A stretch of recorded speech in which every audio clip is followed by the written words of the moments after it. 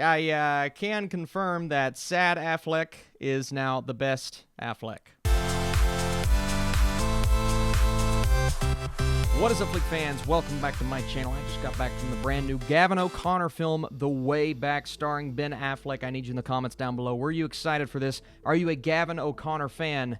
And let's get right into it. So this film centers around Jack Cunningham, who was a high school basketball phenom who walked away from the game, forfeiting his future. Years later, when he reluctantly accepts a coaching job at his alma mater, he may get one last shot at redemption. I love when he portrays this level of emotion on screen. We haven't seen it too many times before, but when we've seen it, it has worked. And this movie can only work if, one, Gavin O'Connor brings what we have seen from him before. He's, in my opinion, one of the most underrated filmmakers working today, from The Accountant, which I really enjoyed to loved, and then obviously Warrior, one of my favorite movies of all time. Therefore, this film was very high on my most anticipated list this year.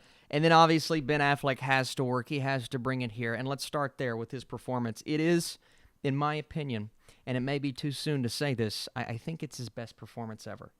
I'm not kidding. Now, we don't know what's coming. We say this every single year very early on. We're like, oh, this person's a shoo-in for best actor, best director, this and that. And the rest of this film, while I thoroughly enjoyed myself, and we'll get into it, I don't think it has a shot in any category for the Oscars. But Ben Affleck, just remember the name, remember the character, remember the movie, because this is, I think, his best performance ever. And the film works because of the way that he portrays this emotion. The film works because of how you understand he has suffered, even though you may not understand why at the beginning of the film. As we go, we answer these questions. And I love the way the screenplay was laid out. It doesn't vomit everything on screen in the first 5 minutes. It doesn't tell you, okay, here's why you have to feel for this character. And we understand he is obviously an alcoholic. He is digging himself into a hole, and we think we know why at first, but as we progress, we learn more. But it isn't spouted out through exposition. We get very subtle details within the script. And even though basketball is kind of the backdrop here, it's not the focus. Now, I will say there is a portion within the movie, about a 15 to 20 minute span, where we almost forget what Affleck is going through.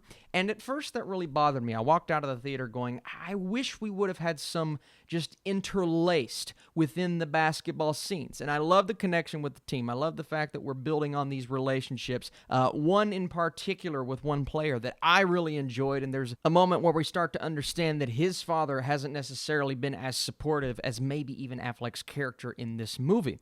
But to focus on that as much as they did and not necessarily hit on the big issue that we're dealing with for so long, it worried me at first. But then I thought about it and I said to myself, you know, that's life. I mean, we have these moments of happiness. We have these spurts within our lives that bring joy to us, and we think things are going well. And then all of a sudden, something happens. Things start to go in the opposite direction, and it feels like our lives just continue to fall apart. And this movie does not tiptoe around the fact at all that Ben Affleck is going through something that a lot of people deal with in real life. People that I know personally have dealt with this issue, and I know there are so many that are going to be able to relate to this story personally, and that's why it's so important. And this is a film that easily could have fallen flat, but you have a brilliant director in Gavin O'Connor, and he brings the exact same style that we know from Warrior, all right? Nothing has changed in a major way, but it's the subtlety of the entire movie, whether it's a small conversation with someone very important in his life. It could be a sister. It could be his little nephew. And I love those moments that bring us around to where we end up at the end of this film. And this movie pulls no punches. It doesn't even necessarily end in a way that a lot of people are going to anticipate. Now, speaking of anticipation, there is obviously going to be a bit of predictability within this movie. You're going to follow a few of those tropes when it comes to a basketball, a sports, a teamwork-centric movie, because even though this movie is dealing with Jack's past and dealing with Jack's demons, we're also dealing with this basketball team and the fact that he wants to win.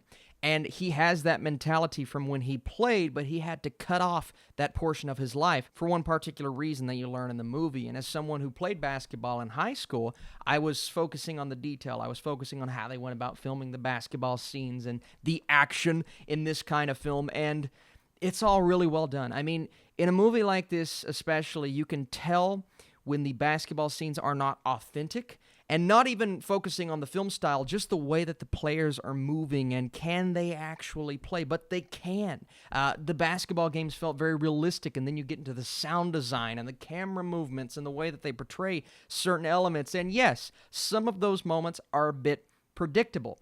And it does follow the particular beats that you expect from a story like this to a point, and then it starts to go its own path. And that's when the movie really hit me hard. And at the end of the day, even though there was a bit of both, there were some conventions followed, but then broke away from the formula and really honed in on the character of Jack and focused on what was so important to his character and where he was in his life. If I had a major critique, it wouldn't necessarily be the end of the movie, but I will say I wanted, I don't even know what I wanted from the end. I'll just say it caught me off guard, and I'm not all there on it just yet. I need some time to sit and think and maybe even go back and see it again, but that's the thing. Even though this movie is emotional, it's a gut punch, it's really sad. People in the theater will be sobbing at times. I am willing to go watch this again because the filmmaking was just wonderful, and Ben Affleck's performance, oh my goodness. And it could be the fact that this is just my kind of movie, man. It's honest, it's true to itself. I love this performance by Ben Affleck. The direction is fantastic. I'm a big basketball guy, a big sports fan. Doesn't take much to get me motivated in movies like this, but I definitely got motivated. It worked for what it was going for. And I hope you guys enjoyed this review. I hope you enjoy this movie. Be sure to leave this video a thumbs up if you like these reviews. I'm going an 83% for The Way Back. One of my favorite movies of the year. I need to see it again just to be sure of that ending. And if I'm sure of it, then my score could raise eventually. Be sure to follow me on Letterboxd to keep up with those things. But yeah, what a film. Gavin O'Connor just keeps on doing it. Do not forget Ben Affleck. You guys are the best. I'll see you soon.